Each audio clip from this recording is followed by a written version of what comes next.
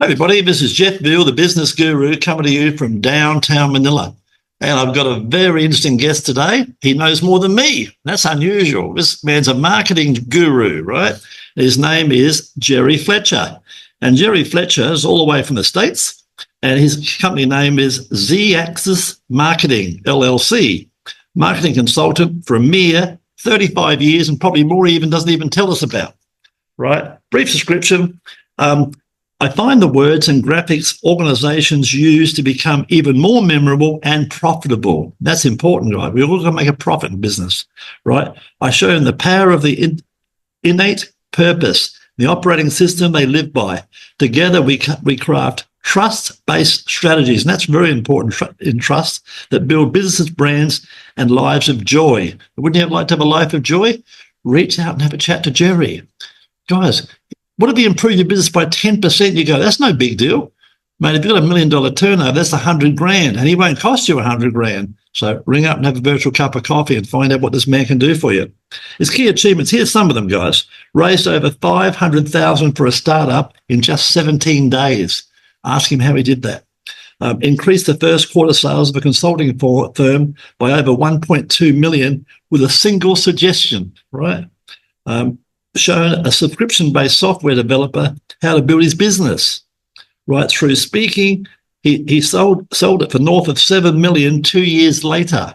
Maybe give you a good tip, Jerry. Tripled a leadership consultant's revenues in 1 year. I mean, he's got these stories and dozens more. Ring up, get some of his war stories, grab a cup of coffee, grab a whole bloody flask if you have to, but reach out to this man. He can help transform your business if you let him. That's the whole key to it, guys.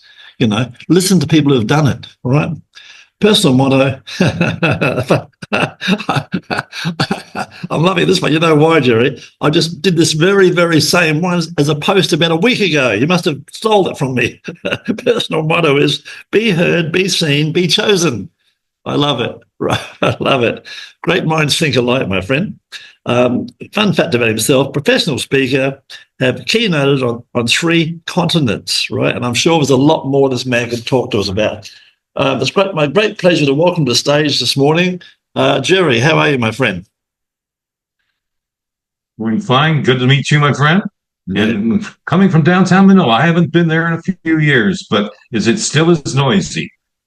It is very noisy, but I live in a nice part. You probably know it. I live in Makati. I live where all the politicians and models and actresses live. It's a bit plastic. I prefer bohemian areas, but this is where I choose to live. And right now, I'm in Malaysia at my Malaysian franchise. So I'm sort of working on a desktop over here. I'm a bit out of my comfort zone, but I'm all right, doing good. And I'm loving the food over here, by the way. Beautiful. So here we go, Jerry. Let's get you started. Tell us about your journey. What has inspired you all those years ago to start your current career path? What happened? Well, I had a scholarship to go to college. And so I went to visit the college. And, you know, I could have taken any of the subject matters. I could have gone to business. I could have gone to engineering. I could have gone to advertising. And so I'm wandering around and looking at what's going on the campus. And the business folks look kind of boring. And then I looked at all the engineers, and they were all carrying what was then the only way to really do all the calculations, slide rules, right? Well, of course, not too long after that, computers came out and so on. But I looked at that and went, geez, I don't really want to be carrying one of those things around. So I decided to take advertising. And so I got a degree in advertising and a minor in psychology. And I've been in the marketing business ever since. And Lord, that was a long time ago, my friend. That's the Dan Kennedy, the Zig Ziglars of the world, right? The good guys, right? You got it. Yeah. Chet Holmes. I love Chet. Tell us about your journey. You told us about that. What's been the most challenging aspect of your work and how you overcome that? I think the most challenging thing is staying current. As I said, when I went to college, computers weren't a thing.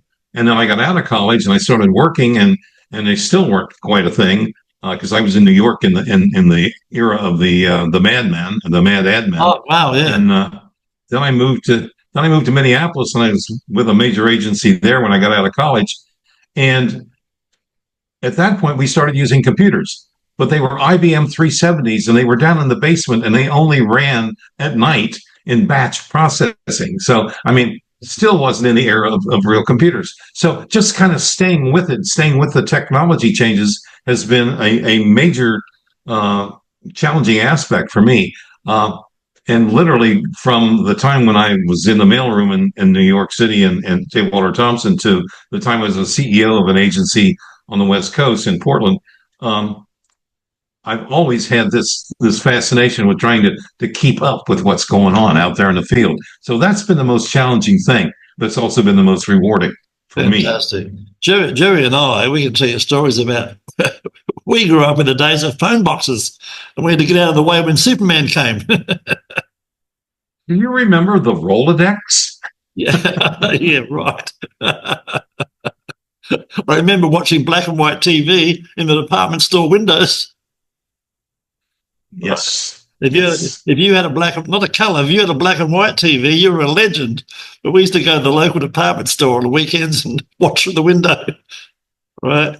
So go back a while. And we went back, Jerry, when it was probably for you a dime or a nickel or whatever. You go to the movies, you get 2 movies and a popcorn for that nickel. It wasn't like anything like today, and we had a wonderful time.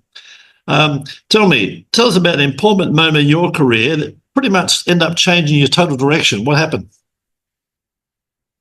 I got fired. So you got sick of working. That will change your mind in a hurry. Yeah, well, I was a CEO of a B2B agency in Portland, Oregon, and surprise meeting of my board, and I walk in. I said, "What the hell's going on?" And the response basically was, "We don't agree with where you want to take the agency, so we agreed to disagree, and I agreed to leave the following Monday." This was on a Friday, right? I basically had the weekend to think about what I was going to do, and I decided to become a marketing consultant. And I opened my practice the following week and never looked back. And I've been a marketing consultant now since 1990. Yeah, so I've been a few years in the business. I tell people they got sick of working for idiots, so I decided to work for a lunatic. That's myself. Right. You know what it's like. At least when you work for yourself, you can please yourself, can't you? You know, it's such a pleasure. Right. Yes. You know, it's meant to be. It's up to us. Tell us, in your opinion, what are the key qualities and skills that have helped contribute to your success? Obviously, your willingness to keep learning. That's a big one. Well, obviously, I can keep learning. But the other thing is that I discovered this just a couple of years ago. My basic operating system that I have inside my mind, my body, whatever you want to call it, my why is I want to find a better way to do anything. So if you tell me you got a problem, I'm going to try to find a better way to solve it. Absolutely. If you tell me you got a solution, I'm going to try to improve that solution to make it better for other folks. That's kind of the way I operate. And there are 3 items that fit into your what's called your YOS, your Y operating system. First is your why. Mine happens to be better way. My how, which is the way that you describe what you do. My how happens to be to make sense. In other words, I try to give you information that makes it easy for you to understand how you can do something in a better way. My language, my what, the thing that I leave you with continually is the fact that I build relationships rather than trying to just kind of give you a piece of information and kite off somewhere. And so I build trust. So I'm a better way, make sense, trust in those 3 elements, the why, the how, and the what. And so that's really what's contributed to my success, because I never stop working or looking for a better way with a client. I don't care what it is. Sure. I have a system I call test and reset. You test something, see how it does. Yeah. And then once you find out how it does, you reset and test that. And you just keep doing that over and over and over. Mine's test and measure, so very similar. Yeah. You just have to keep going that way, because that way everything keeps improving. And the interesting thing that happens is, this is why I have clients for years, because they trust me and they know what I'm doing. In fact, I've got one client who happens to be my certified financial professional, my CFP, as well as a client. He's only been with me for 25 years. Not bad. So I tend to keep clients for a while. I think, We have lunch, or we used to have lunch about twice a month. And people would look at us and say, "You're like an old married couple. You can finish each other's sentences." yeah, But that's the kind of relationship I love to build with a client. absolutely. It's all about relationships, guys. That's what it's all about. Don't worry about the money. The money will take care of itself, guys. Yeah, take care of the client, and the money will take care of itself. Simple as that. Tell me, Jerry, you're obviously highly motivated. How do you stay motivated and continue to keep innovating in your field as you've been doing? What's the secret? Keep looking at. I mean, I read continually in the marketing arena. Yes. And I look at stuff online all the time. And I have what they used to call Catholic tastes. I love to look at something that's in this field over here and apply it in this field over here. And doing that, finding the connections is kind of what keeps me going, what keeps me motivated. The other thing that does it is sometimes I can't find the research that can tell me about something, so I just go out and do it myself. Yeah, well, dig it out really somehow. Can help you. Yeah, sure. Exactly. Work a better way. It's funny enough, I watch these YouTube videos all the time, and there's about 29 different ways to poach an egg, and each one they say is the best. I keep coming up with better ones. You know. There you go. You just have to keep looking, you know? Yeah, there's some awesome ones out there. Yeah, I test and measure again. I try them, right? And then I go, hey, that's better than what I've been doing. Right? Tell us about a recent project or achievement you're particularly proud of, Jerry. Oh, let's see. Well, I know one. I can't use his name, but this client, basically he was working as the sales manager for an organization. And he was doing well, and he was very well received, and he took them from kind of like nobody to like 2,000 or 3,000 folks that had come in to get the certification and so on. And he decided he was going to go out and use what he was selling to build a business. Pardon me, his scam phone.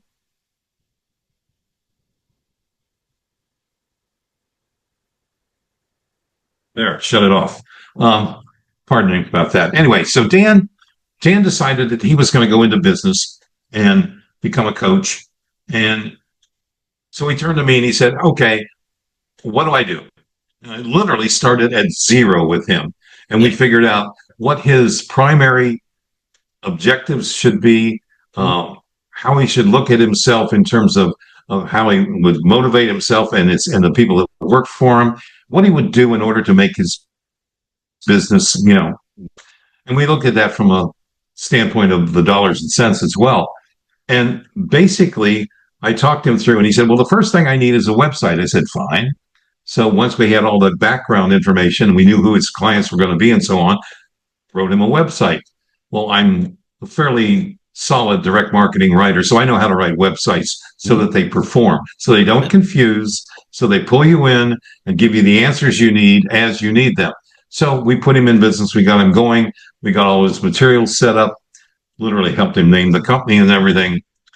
His first year, he did okay.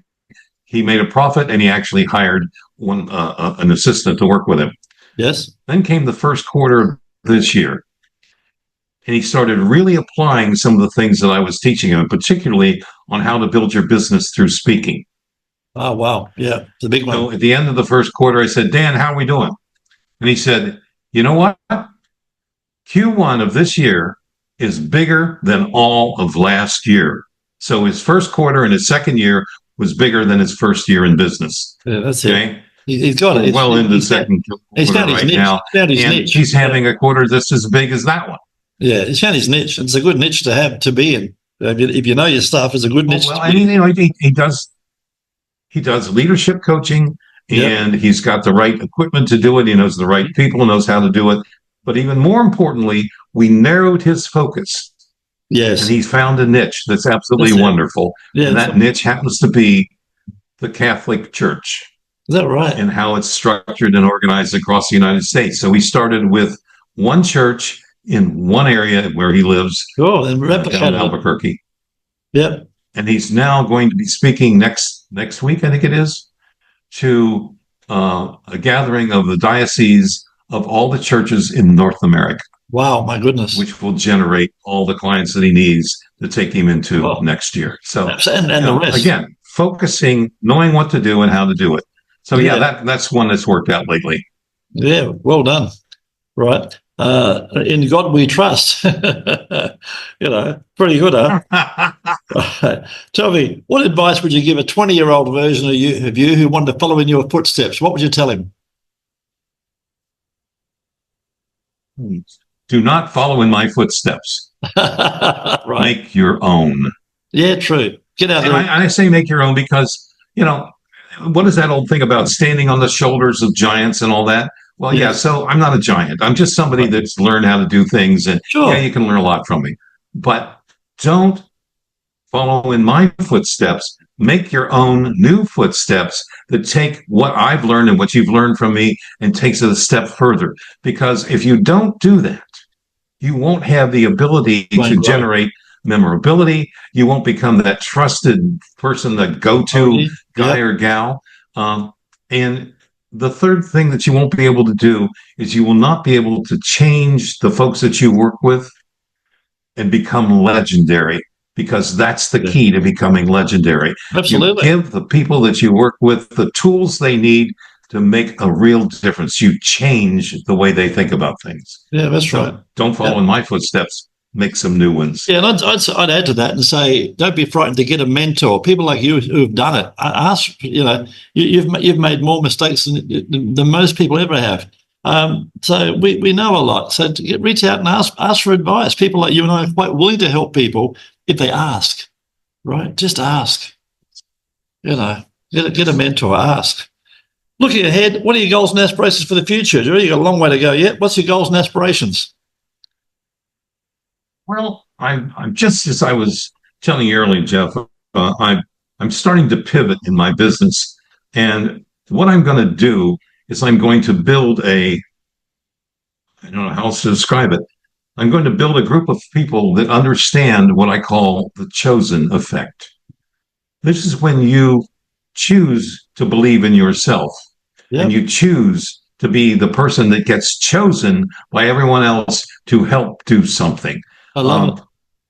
There's such a huge number of people out there in the world that even though they really know how to do something well, they don't quite trust themselves. Yes. And what I'm going to do is I'm going to help them get to the point where they trust themselves, they believe in themselves, and they're ready to step into their spotlight. That's right. Then they can help so that the world can find them. Yeah, you're going to leave again. They can then turn around and help others. So you're going to leave a very good legacy, my friend. That's a very good mission. Tell me, how can our listeners and people watching this wonderful show, how can they reach out and find out more about you and your wonderful services? What's the best way? The easiest way is to just go to my website. It's jerryfletcher.com.